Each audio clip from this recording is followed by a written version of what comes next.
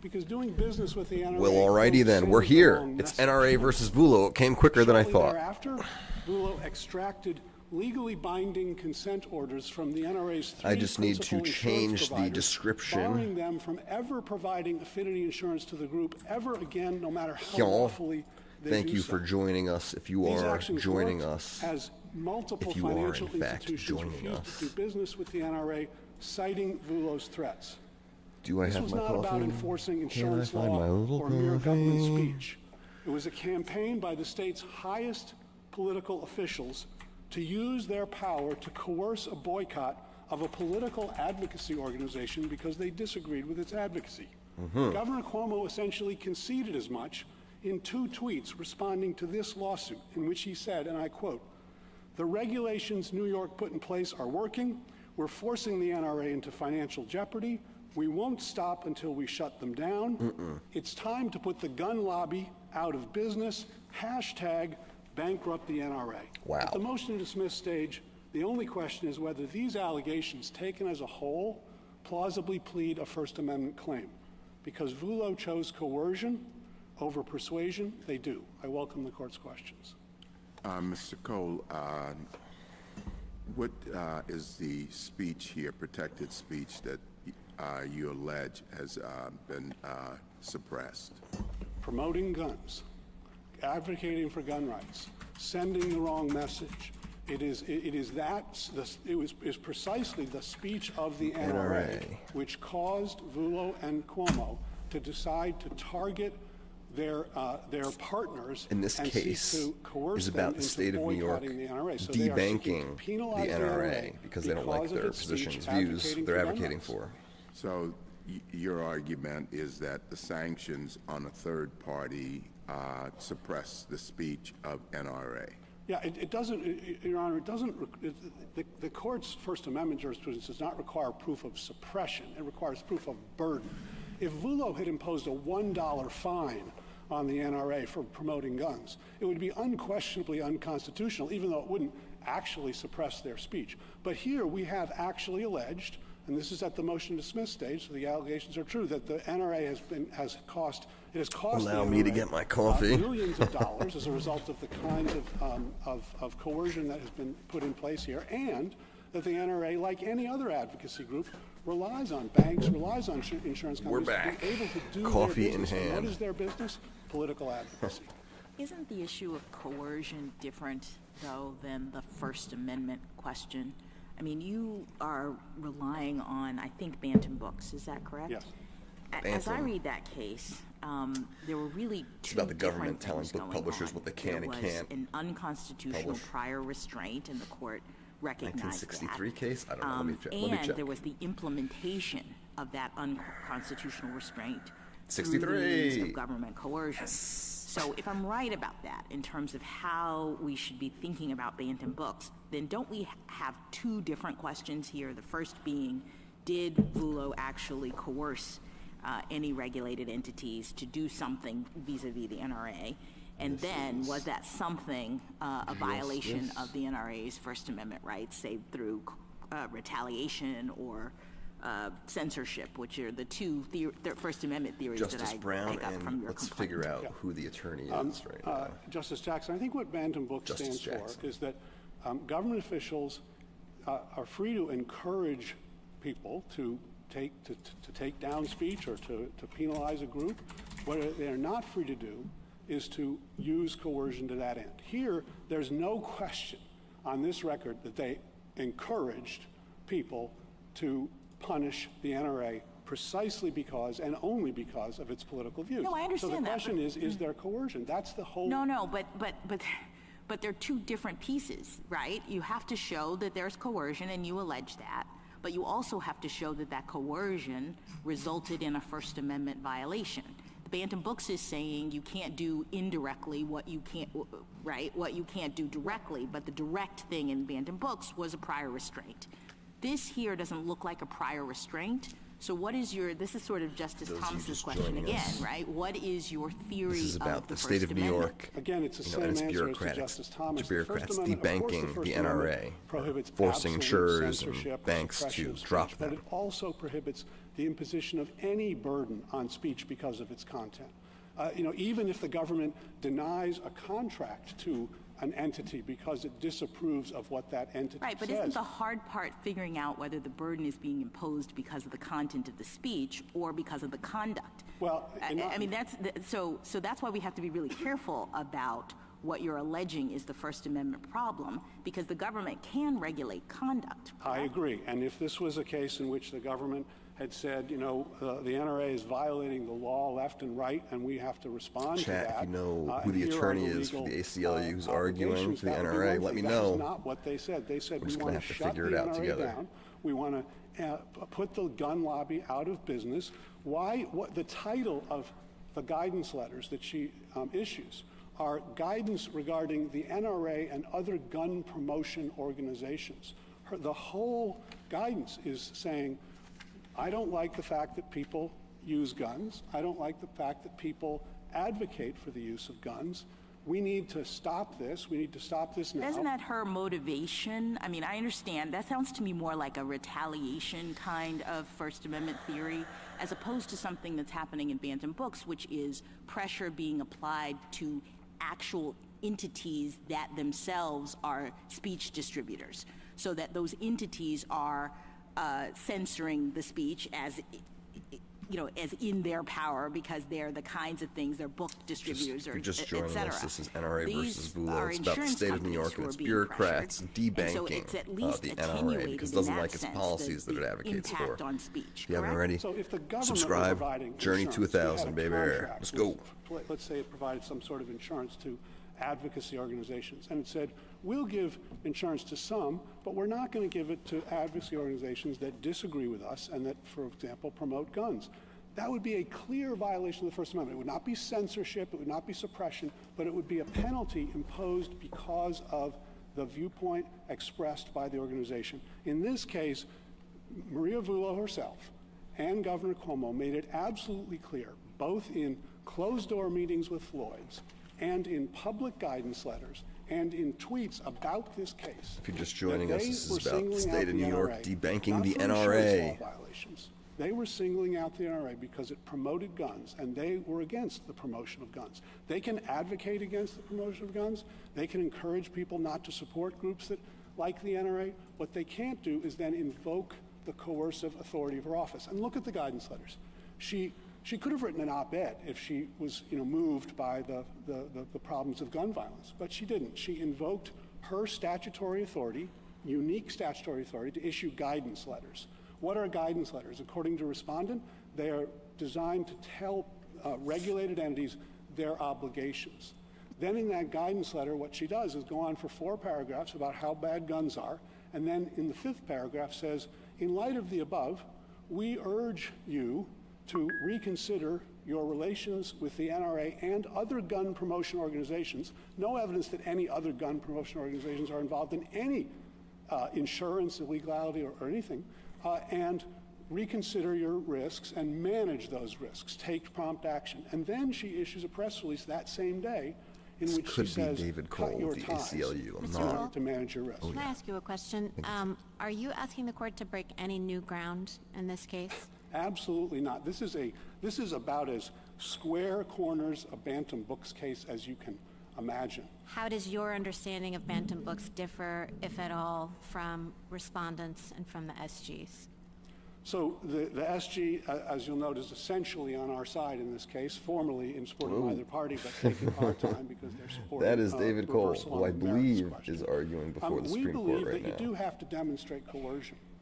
You have to demonstrate some coercive threat, some invocation of regulatory adverse action. We have that here. We have it with the insurance law enforcement. We have it with the And I think he's invocation of talking to reputational risk. Justice Reputational risk. Tony She Barrett, didn't just say, maybe? guns are bad, you should reconsider your relationship with the NRA. She said, guns are bad, you should reconsider your relations with the NRA because it's a reputational risk. But that Don't. idea of reputational risk, Mr. Cole, that is a real idea, right? It wasn't invented for the NRA. There is a view that Kagan or Sotomayor. bank regulators have that companies Sotomayor, are I'm gonna supposed to say. look at their reputational risks. Right, And right.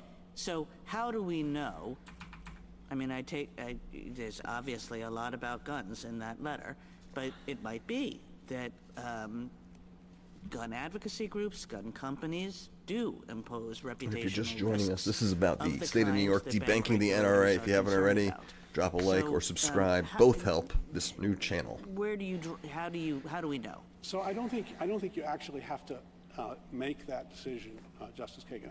The question under Bantam Books, there's two elements to Bantam Books. Did the government urge third parties to penalize or suppress speech? One. And two, did they use coercion to effectuate that encouragement? Bantam Books And is an the- older case, the 63, invocation of I believe, reputational risk where the is government was use of telling coercion, book whether or publishers not what they it is can in and can't fact a publish. reputational risk or not. It is still the use of the coercive authority of the state to encourage these entities to punish the NRA because of its speech, to cut their ties. That's number one. Number two, look at the Lloyd's meeting. There's no discussion about reputational risk there. She So says, I put the Lloyd's meeting in a different category and was really more interested in I think that this is a closer one. Just because if reputational risk is a real thing, and if gun companies or gun advocacy groups If you haven't impose already, that hit kind that of subscribe reputational button. risk, isn't Don't it get a your bank news from the regulator's news. job Get to it right from point the that source. out? so it may well be, and in Bantam Books, the court says that there's a safe harbor for genuine advice about law enforcement. This was not genuine advice about law enforcement. Why would she spend 4 paragraphs, denouncing guns? David Cole with the That actually has ACLU. nothing to do with whether there's reputational risk. That has everything to do with what she said in the meeting with Lloyd's she was trying to do, leverage her authority to weaken the NRA because she disagreed with its political viewpoints. So yes, reputational risk, if it was employed in a content-neutral way to address conduct across the board that raises reputational risk, that's one thing. If you use it, it's a very broad term, if you use it to target a particular political group because you disagree with its point of view and you announce that, in the very document in which you're doing it and in the press release in which, again, Andrew Cuomo says, I directed her to issue the guidance because doing business with the NRA sends the wrong message. I don't That think is Vullo not or Cuomo are creates still there reputational anymore. risk. That is, it supports an moves forward. organization that I, as governor, disagree with. And he can disagree with it. He can urge people not to support it. What he can't do is, again, invoke the coercive power of the state in this way. And Agreed. whether or not there is a reputational risk or not, I don't think ultimately changes the outcome if you're using coercive authority. Take Bantam Books. Suppose in Bantam Books, the commission had, instead of sending the police to visit and say, hey, how's it going, if you take the books down, they said, we're going to send the police to the bookstores that continue to sell these books and look into code violations, building code violations. And they, in fact, found code violations, and they enforced those code violations against those bookstores. That would be illegal activity. The code violations is illegal activity. There's nothing illegitimate about looking into code violations. But if you're doing it to give force, give coercive power to a government effort to encourage a third party to suppress speech, it violates the First Amendment. Mr. Cole, speaking of violations, your friends on the other side complain that you haven't made the adequate showing for a retaliation claim. So how do you distinguish between a Bantam Books claim like the one that you're bringing and a retaliation claim under Nieves? And is it just a pleading choice, or do you want to say a little bit more about that? Yeah, so I don't think the Nieves question is here at all, because this is a question about whether the First Amendment, the scope of the First Amendment, was violated by these actions. Nieves is about, as you know, is about Section 1983, whether there's a particular remedy, a particular damages remedy. We have an injunctive relief claim in this case, which continues to be live and which would, I think, appropriately require taking down the guidance letters, which remain on the New York DFS website to this day, warning businesses not to do business with the NRA. So we have an injunctive claim, so that takes it out altogether. So I don't think it's appropriate, but if you're in Nieves land at all, this is a Lozman case. This is a case where, remember, Lozman says where government officials have adopted an official policy of targeting speech on a matter of concern, public concern for retaliation, that's a straightforward retaliation case, Mount Healthy. It doesn't, the requirements in Nieves don't apply. And so I think whether you're in Nieves land or not, this case would have to go forward. But I don't think it's appropriate. It wasn't discussed below, wasn't raised in the op, and they waive Nieves. They don't really make a Nieves argument. They waive Nieves argument. And then finally, I would say this court, Nieves and Hartman were identified as narrow exceptions to the Mount Healthy rule for particular criminal contexts.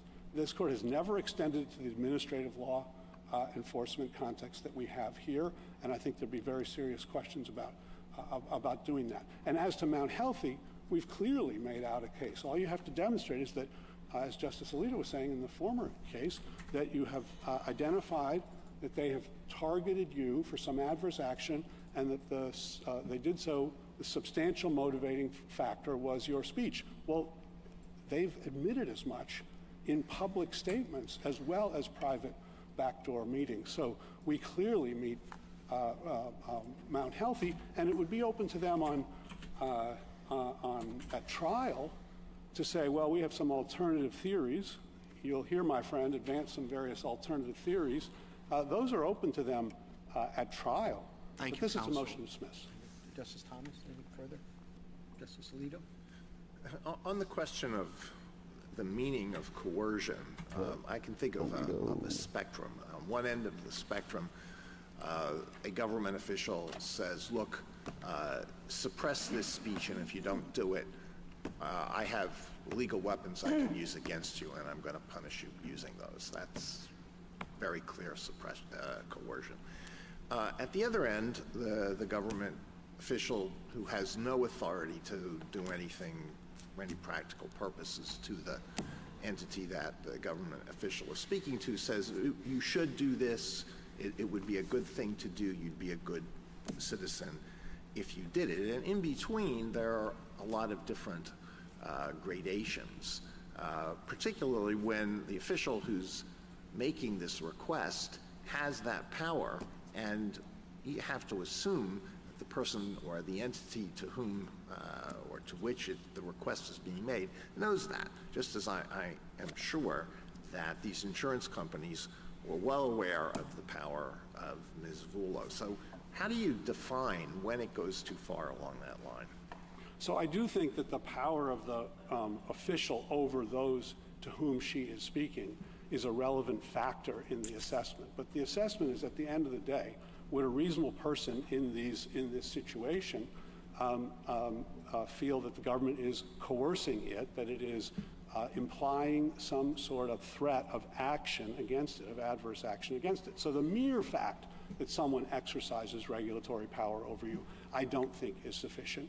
But when combined with what you have here, explicit requests to punish a group because of its advocacy, and the invocation of the very tools she has to make life miserable for them, you're not managing reputational risk. We might fine you, or you've got these technical insurance infractions. We might go after your partners and require them to never provide you affinity insurance ever again. This is on the first end of the spectrum that you identified, Justice Alito. So I agree there are hard cases in the middle, and that's true with any standard that at the end of the day looks at coercion.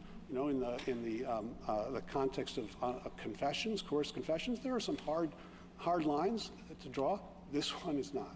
Okay, the Solicitor General urges us not to consider the enforcement actions against Lloyd's, Lockton, and Chubbs, and the consent decrees, and it argues that the district court held that those actions are entitled to absolute prosecutorial immunity, and petitioner has not challenged that holding here.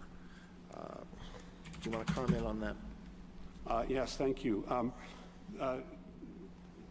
Respondent never asserted absolute immunity with respect to the Bantam books, the First Amendment claims in this case. Absolute immunity was only asserted with respect to a separate selective enforcement claim. They chose with respect to the First Amendment claims to only assert qualified immunity. That's number one. So it was not asserted below. It was not asserted in the Court of Appeals. It was not raised in the bio. It's not appropriate for this court to decide at this stage. Thank you. Justice Sotomayor? Tell me how, and I'm going to ask the SG this question. How do we write this case for you? SG Solicitor General. And that would differ from how you think the SG would write it. I believe. Because Justice Barrett asked you whether you were breaking new ground, and you say, I'm not. But it seems to me you're trying to, in the way you're putting this. There's a lot about the guidance letters that you agree standing on their own would be okay. I'm still not sure that if the February 18th meeting had not happened, that standing alone, that guidance letter, as written, would necessarily be coercion. I'm not sure the consent decrees could be viewed as selective prosecution when there is no question, I don't believe, that the carry guard had provisions, the carry guard insurance policies had provisions that violated New York law. They reimbursed for criminal activity and they reimbursed for intentional acts, which New York insurance law clearly says you can't do. Yeah, I appreciate So standing everybody alone, none still of here these with me. If things you might can't, if you be don't mind, coercive. drop a like or I subscribe. see this as in light of the February 18th meeting, these things now, which is how the district court wrote it. So how would you write it differently than the district court did, number one? And number two, how would you write it differently than the SG would? I would write it that Bantam Books holds that when government officials encourage third parties to penalize a speaker because of its views, they cannot use coercion to further that end. Here, respondent used coercion. And what do you define as coercion? The threat, implicit or explicit, and my friend agrees they can be implicit or explicit, of coercive government action. That's coercion. And here, she explicitly threatened that to Lloyd. She said, I'll go easy on you if you cut your ties with the NRA. That's the same as I'll go hard on you if you don't cut your ties with the NRA. She invoked her authority to punish organizations and financial institutions with respect to failing to manage reputational risk, and made it clear that what she meant by manage reputational risk was cut your ties with the NRA.